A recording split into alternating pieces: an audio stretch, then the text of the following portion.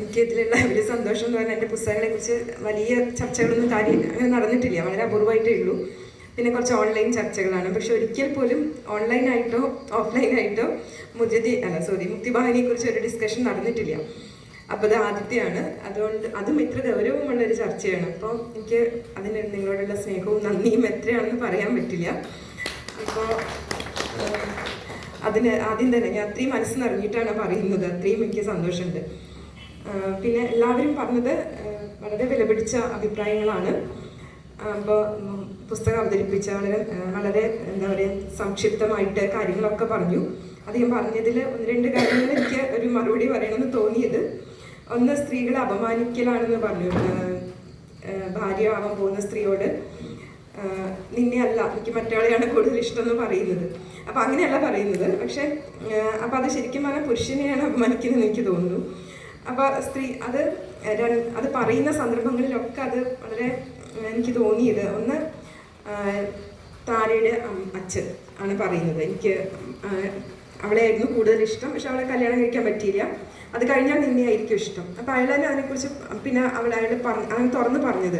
വിവാഹത്തിന് മുൻപ് അങ്ങനെ എല്ലാം തുറന്നു പറഞ്ഞ് പുതിയൊരു ജീവിതം തുടങ്ങുന്നതിൽ അത് കൂടുതൽ നല്ലതായിരിക്കും എന്ന് വെച്ചിട്ടായിരിക്കും അയാൾ പറഞ്ഞത്. പക്ഷെ ആ സ്ത്രീക്ക് അത് സഹിക്കാൻ പറ്റിയില്ല.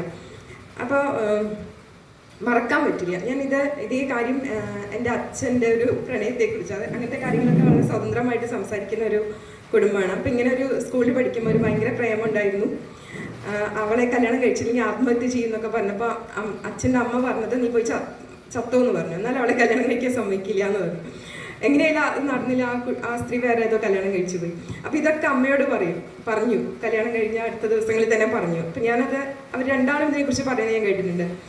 ഇപ്പോഴും അത് പറഞ്ഞ് കളിയാക്കും. അപ്പം ഞാനൊരിക്കൽ അമ്മയോട് ചോദിച്ചിട്ടുണ്ട്, നിനക്കത് കേൾക്കുമ്പോൾ എന്താണ് തോന്നുന്നതെന്ന്. എനിക്കത് കേൾക്കാൻ ഒട്ടും ഇഷ്ടമല്ല എന്നാണ് അമ്മ പറഞ്ഞത്.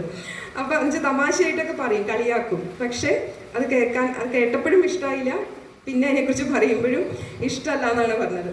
അപ്പം എനിക്ക് തോന്നി സ്ത്രീകളുടെ മനസ്സിൽ അത് ഭയങ്കരമായിട്ട് തറഞ്ഞു കിടക്കും. അത് അവർ മറക്കില്ല. നമ്മളത് തുറന്നു പറഞ്ഞ് പരിശുദ്ധരാവാൻ പുതിയ ജീവിതം തുടങ്ങാമെന്നൊക്കെ വിചാരിച്ച് പറഞ്ഞാലും അത് പെട്ടെന്ന് മറക്കാൻ പറ്റുമെന്ന് എനിക്ക് തോന്നുന്നില്ല. പിന്നെ മറ്റേത് രവികിരൺ പറഞ്ഞ അയാളൊരു നല്ല സ്വഭാവമുള്ള മനുഷ്യനല്ല, അത് അങ്ങനെയാണ്. അപ്പോൾ ഈ സ്ത്രീയെ കാണുമ്പോൾ താരയെ പെട്ടെന്ന് കാണുമ്പോൾ ഇവളെക്കാളും മിടുക്കിയാണ്. താമര ഒരുപാട് ഇൻഫീരിയോറിറ്റി ഒക്കെ ഉള്ള സ്ത്രീയാണ്.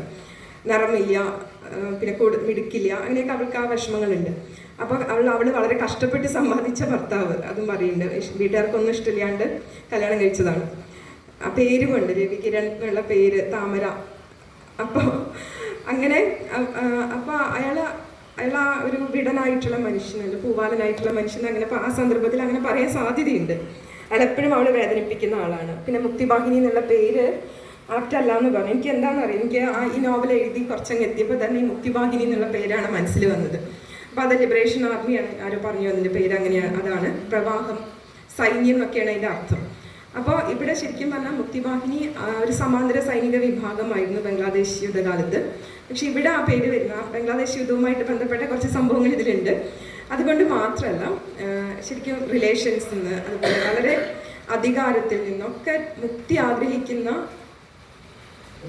സ്ത്രീകൾ, ആ രീതിയിലാണ് ഞാൻ മുക്തിവാഹിനി എന്നുള്ള പേര് ഉപയോഗിച്ചിട്ടുള്ളത്.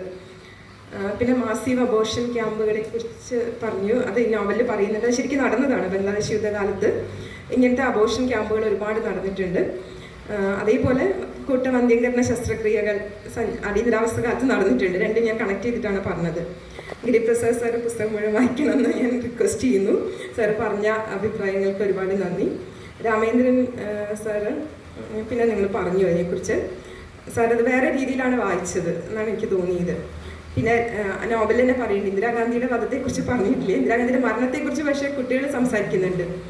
ആ നോവലിൽ അങ്ങനെ ഒരു സന്ദർഭമുണ്ട്. ഇന്ദിരാഗാന്ധി മരിച്ചപ്പോൾ സ്കൂൾ വിട്ടതും അവരൊരുപാട് വണ്ടികളൊന്നും ഇല്ലാത്തതുകൊണ്ട് ഒരുപാട് ദൂരം നടന്നു വന്നതും ആർത്തുല്ലസിച്ച് നടന്നു വന്നതും ഒക്കെ. പിന്നെ കുട്ടിയുടെ പേര് മാറ്റുമ്പോൾ, കുട്ടിയുടെ പേര് ഇന്ദിരാ പ്രിയദർശിനിയാണെന്ന് പറയുമ്പോൾ സത്യമാവൻ പറയുന്നത് രാജ്യത്ത് ഒരു ഇന്ദിര മതി എന്നും പറയുന്നുണ്ട്. പിന്നെ അടിയന്തരാവസ്ഥയെക്കുറിച്ചും ഇന്ദിരാഗാന്ധിയുടെ ആ സമയത്ത് ഇന്ദിരാഗാന്ധിയെക്കുറിച്ചും അദ്ദേഹത്തിനുള്ള അഭിപ്രായം അല്ല എനിക്കുള്ളത്. അതായിരിക്കും നോവലിൽ ആ രീതിയിൽ വന്നത്.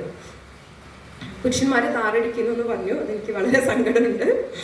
എന്തായാലും അങ്ങനെയല്ല. പുരുഷന്മാർ സ്ത്രീപക്ഷത്ത് നിന്ന് പുരുഷന്മാരുടെ കാര്യങ്ങൾ പറയുമ്പോൾ ചിലപ്പം പുരുഷന്മാർക്ക് അങ്ങനെ തോന്നും.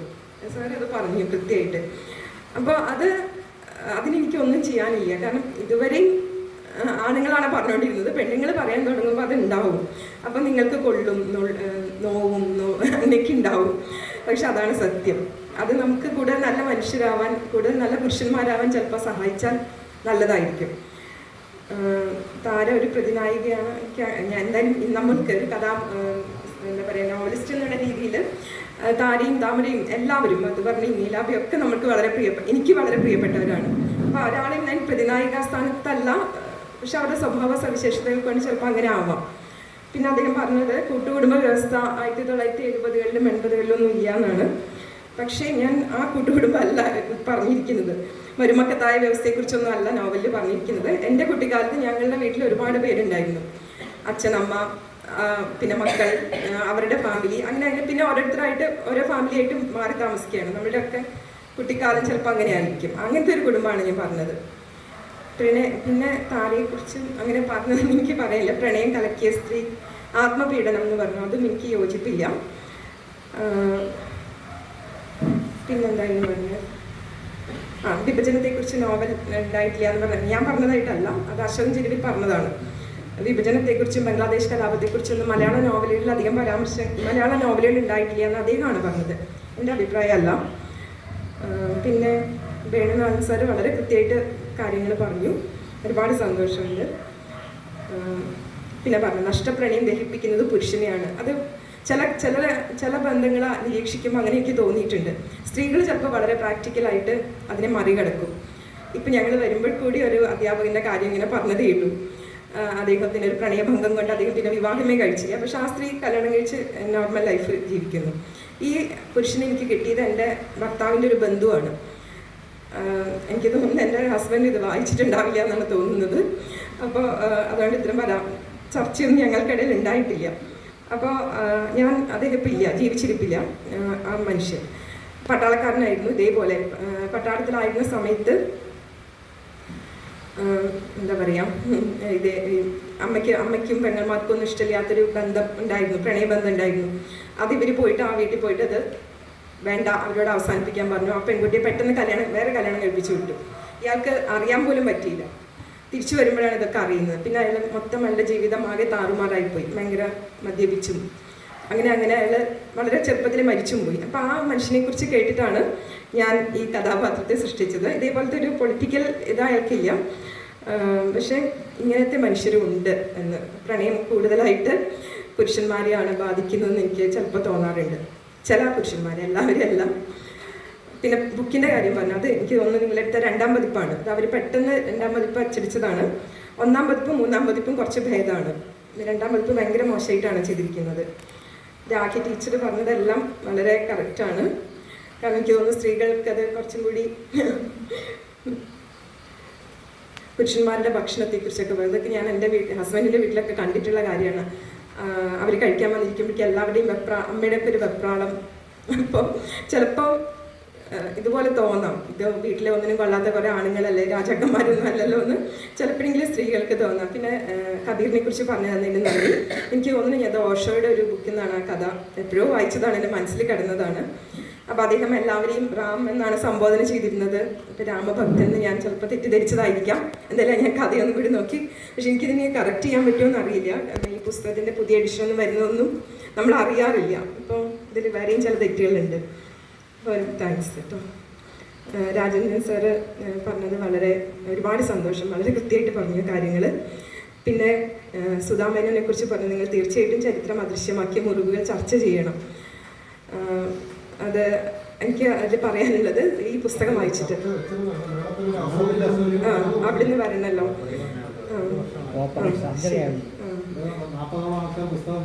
ശരി, അതെയോ? അപ്പൊ ഇനി അടുത്ത സന്ദർഭത്തിൽ തന്നെ നടക്കട്ടെ. ആ പുസ്തകം വായിച്ചപ്പോൾ എനിക്കും ഈ നോവലുമായിട്ട് ബന്ധം തോന്നിയിരുന്നു. പിന്നെ സുധാമേനോൻ എൻ്റെ പുസ്തകം വായിച്ച് ഇഷ്ടമായിട്ട് അതിനെക്കുറിച്ചൊരു കുറിപ്പിട്ടിരുന്നു. അതേപോലെ എന്നോട് ചോദിച്ചതാണ് ഗുജറാത്ത് കണ്ടിട്ടുണ്ടോ എന്നുള്ളത്.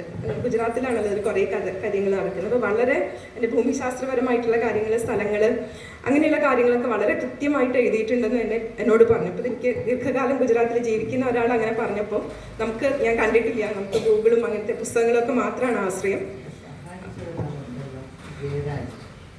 ജയരാജ് എന്ന് പറഞ്ഞ ആള് എന്നെ സഹായിച്ചിട്ടുണ്ട്. പക്ഷെ ഇത് പിന്നെയാണ് സുധ പുസ്തകം വായിച്ചിട്ടാണ് പറഞ്ഞത്. അപ്പം സുധാ മേനോൻ എനിക്ക് പുസ്തകം എഴുതുന്ന സമയത്ത് പരിചയമില്ലായിരുന്നു. അപ്പോൾ ഈ പുസ്തകം ആയിട്ട് അങ്ങനെയാണ് നമ്മൾ ഫേസ്ബുക്ക് സുഹൃത്തുക്കളായത്. അപ്പോൾ അതും എനിക്കൊരു കോംപ്ലിമെൻ്റ് ആയിരുന്നു. നമ്മൾ കാണാത്തൊരു സ്ഥലമാണ് നമ്മൾ ഭാവന ചെയ്ത് എഴുതിയത്. ഭാവനയും ഗൂഗിളും യാത്രാവിവരണമൊക്കെ വെച്ചിട്ട് എഴുതുന്നതാണ്. അപ്പോൾ അത് അതേപോലെ തന്നെ ഉണ്ടെന്ന് അവിടെയുള്ള ഒരാൾ പറഞ്ഞപ്പോൾ ഒരുപാട് സന്തോഷമായി. ലോഹി സാറ് പറഞ്ഞത് വളരെ സന്തോഷം. പിന്നെ ഭർത്താവിനെ നോട്ട് ചെയ്ത് വെച്ചെന്താണെന്നറിയില്ല. ഭർത്താവിനെ പീഡിപ്പിക്കൽ എന്ന് പറഞ്ഞു. ഭർത്താവിനെ വിഷമിപ്പിക്കാൻ വേണ്ടി സ്വയം പീഡിപ്പിക്കുക. പക്ഷെ എനിക്ക് തോന്നുന്നത് പല ഭർത്താക്കന്മാരും അതൊന്നും തിരിച്ചറിയില്ല. ഭാര്യയെ സ്വയം പീഡിപ്പിക്കുകയാണെന്നൊന്നും അവരെ ചിലപ്പോൾ തിരിച്ചറിയുമെന്ന് തോന്നുന്നില്ല.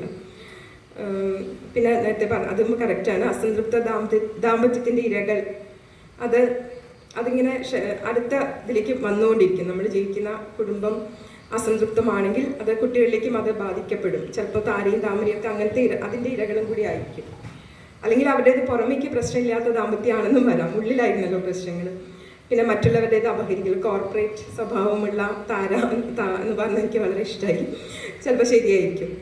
മറ്റുള്ളവരുടേത് അപഹരിക്കുന്ന സ്വഭാവമാണ്. ആർക്കും വേണ്ടാത്ത ഒരു രാജു എന്ന് പറയുന്ന ഒരു പയ്യൻ്റെ പ്രണയലേഖനം കിട്ടിയെന്ന് താമര പറയുമ്പോൾ ഉടനെ അവൾ പറയുന്നുണ്ട് ഞാനും രാജുവും തമ്മിൽ പ്രേമത്തിലാണെന്ന്. അങ്ങനത്തെ ഒരു ആളാണ്. അപ്പോൾ അത് കോർപ്പറേറ്റ് സ്വഭാവമുള്ള മറ്റുള്ളവരുടേത് അപഹരിക്കുന്ന ഒരാൾ തന്നെയായിരിക്കും. പിന്നെ രണ്ടാമത്തെ ദോശ കുറിച്ച് പറഞ്ഞത് അതെൻ്റെ ഒരു സുഹൃത്ത് പറഞ്ഞ അനുഭവമാണ്. എനിക്കും അത് അറിയില്ലായിരുന്നു സത്യം പറഞ്ഞാൽ. അതിനുശേഷം ഞാൻ അങ്ങനെയാണ് ദോശ തിന്നുന്നത്. 2 ദോശ വെച്ചിട്ട് മേലെ ചട്നി ഒഴിച്ചിട്ട്. അപ്പോൾ ആ രണ്ടാമത്തെ ദോശയുടെ രുചി എന്ന് പറയുന്നത് അത് കിട്ടാതെ വരുമ്പോൾ ഉണ്ടാകുന്ന നഷ്ടബോധം, അതിനെപ്പറ്റി അവളാണ് പറഞ്ഞത്. അത് ഞാൻ നോവലിൽ ഉപയോഗിച്ചതാണ്. അത് പേര് ഇതിൽ പറഞ്ഞിട്ടുണ്ട്, ഉഷ എന്നുള്ള പേര്. ശശികുമാർ സാറ് പറഞ്ഞത് സ്ത്രീ പറഞ്ഞ ആത്മഹത്യ ചെയ്യില്ല, അതും കറക്റ്റാണ്. എനിക്ക് തോന്നുന്നു അങ്ങനെ ആയിരിക്കും എന്ന്. സ്ത്രീകൾ പറഞ്ഞ ചിലപ്പോൾ കുടുംബനാഥന ആത്മഹത്യ ചെയ്യുമോ, കൂട്ടാത്മഹത്യകളിലൊക്കെ മിക്കവാറും ഡിസിഷൻ എടുത്തത് പുരുഷൻ തന്നെ ആയിരിക്കും എന്ന് എനിക്ക് തോന്നുന്നു. പിന്നെ അദ്ദേഹം പറഞ്ഞ എല്ലാ വാക്കുകൾക്കും നന്ദി. മണിശങ്കർ മാഷ് മുക്തിഭാഗിനിയുടെ ഒരു 2ാം ഭാഗം ഞാൻ എഴുതും. കാരണം ഈ നോവൽ ഇപ്പം തന്നെ നീണ്ടുപോയി. ഇനിയിപ്പം എന്താ പറയുക, ഇനിയും എനിക്ക് എഴുതിക്കൊണ്ടിരിക്കുകയാണെങ്കിൽ ചിലപ്പോൾ നമുക്ക് അങ്ങനെ എഴുതി കൊണ്ടുപോകാൻ പറ്റും. പക്ഷെ നമുക്ക് അവസാനിപ്പിക്കണമല്ലോ, പുസ്തകത്തിനൊരു പരിധി ഉണ്ടല്ലോ വലിപ്പത്തിന്. അതുകൊണ്ട് ഇപ്പോൾ വേണമെങ്കിൽ ഒരു 2ാം ഭാഗത്തിനുള്ള സാധ്യതയുണ്ടെന്ന് നിങ്ങൾ പറയുമ്പോൾ എനിക്ക് തോന്നി. മാഷ് പറഞ്ഞ നിരീക്ഷണങ്ങൾക്ക് നന്ദി. സാറ് പറഞ്ഞതിന് ഒരുപാട് നന്ദി. രാജേന്ദ്രൻ സാറ് പറഞ്ഞതും പ്രണയത്തിൻ്റെ പുസ്തകമാണെന്ന് പറഞ്ഞത് അതും എനിക്ക് വളരെ കറക്റ്റായിട്ട് തോന്നുന്നുണ്ട്. ചില പ്രണയങ്ങൾ ഇങ്ങനെയാണ്, പിടിച്ചടക്കാൻ ഭയങ്കരമായിട്ട് വ്യഗ്രതയുള്ള പ്രണയങ്ങളുണ്ട്. അപ്പോൾ ഇതിലെ താരയുടെ പ്രണയം അങ്ങനെയായിരിക്കും. അവളതിൽ പറയുന്നുണ്ടല്ലോ, ഇതുവരെയുള്ള പ്രേമങ്ങളൊക്കെ ഇതിലെത്താനുള്ള ഇത് മാത്രമായിരുന്നു എന്ന് പറയുന്നുണ്ട്. ശരിക്കുള്ള കവിതാവിനെ, ശരിക്കുള്ള പ്രണയിയെ കണ്ടെത്തുന്നത് ചിലപ്പോൾ വൈകിട്ടായിരിക്കും. പക്ഷെ കണ്ടെത്തിക്കഴിഞ്ഞാൽ അത് വിട്ടുകളയാൻ അവർക്ക് ചിലപ്പോൾ പ്രയാസമായിരിക്കും. അതുകൊണ്ടാണ് എനിക്ക് താരയെ ഒരു പ്രതിനായികയാണെന്ന് പറയാൻ തോന്നാത്തത്. ഒന്നുകിൽ ഇതിലെ എല്ലാ സ്ത്രീകളും പ്രതിനായിക സ്ഥാനത്തും കൂടി ഉള്ളവരാണ്, അല്ലെങ്കിൽ എല്ലാവരും നായികമാരാണ്. അപ്പോൾ പിന്നെ ഇതിൻ്റെ രാഷ്ട്രീയം അങ്ങനെയുള്ള കാര്യങ്ങളൊക്കെ എല്ലാവരും പറഞ്ഞു. സുജ പറഞ്ഞ ആ ഭാഗം ഞാനും പെട്ടെന്ന് അത് ഓർത്തു, ഭയങ്കരമായിട്ട് വിഷമിച്ചു. അപ്പോൾ ശരിക്കും പറഞ്ഞാൽ നമ്മളൊരു നോവൽ എഴുതി അതിനെക്കുറിച്ച് അർത്ഥവത്തായിട്ട് അത് വായിക്കുമ്പോൾ അതിനെക്കുറിച്ച് പറയുമ്പോഴൊക്കെയാണ് അത് എഴുതിയതിൻ്റെ ഒരു സന്തോഷം തോന്നുക. അപ്പം എനിക്ക് ഇന്ന് അങ്ങനെ സന്തോഷമുള്ള ഒരു ദിവസമാണ്. ആ ദിവസം തന്നത് നിലാവ് എന്നുള്ള കൂട്ടായ്മയാണ്. അപ്പോൾ അതും 3 ലൈബ്രറികൾ ചേർന്നിട്ട് ഇങ്ങനെ കൂടിയിരുന്ന് അത് ഇത്രയും നല്ല സ്ഥലം, നിങ്ങൾ ഓരോ പ്രാവശ്യം ഓരോ സ്ഥലത്താണെന്ന് പറഞ്ഞു. അപ്പോൾ ഇത് ഭയങ്കര ഇൻഫോർമലായിട്ടുള്ള അല്ലേ, ഭയങ്കര ഒരു അടുപ്പം തോന്നിക്കുന്ന ഒരു കൂട്ടായ്മയാണ് ശരിക്കും. ഈ സ്ഥലം പോലും അങ്ങനെയാണെന്ന് എനിക്ക് തോന്നുന്നു. ഇപ്പോൾ വാക്കുകൾ ഇല്ല നന്ദി പറയാൻ. ഞാനിപ്പോൾ ഇത്ര ദൂരെ നിന്ന് വന്നതാണെന്നൊക്കെ സാറ് പറഞ്ഞു. ദൂരെ നിന്നാണ് വന്നത്, പക്ഷെ വന്നതൊക്കെ ഇതിലും ദൂരെ നിന്ന് വേണമെങ്കിൽ വരാം എന്ന് തോന്നുന്ന രീതിയിൽ, അല്ലെങ്കിൽ കുറച്ചും കൂടി നേരത്തെ ഇത് തുടങ്ങായിരുന്നു, കുറച്ചും കൂടി സംസാരിക്കായിരുന്നു എന്ന് തോന്നിപ്പിക്കുന്ന തരത്തിൽ അത്രയും ഹൃദ്യമായിട്ടുള്ള ഒരു കൂടിച്ചേരലായിരുന്നു. അപ്പോൾ ജീവിതത്തിലെ ഈ ഒരു ഏറ്റവും നല്ലൊരു ദിവസത്തിന് നിങ്ങളുടെ ഓരോരുത്തരോടും ഞാൻ നന്ദി പറയുകയാണ്. ഒരുപാട് സന്തോഷം.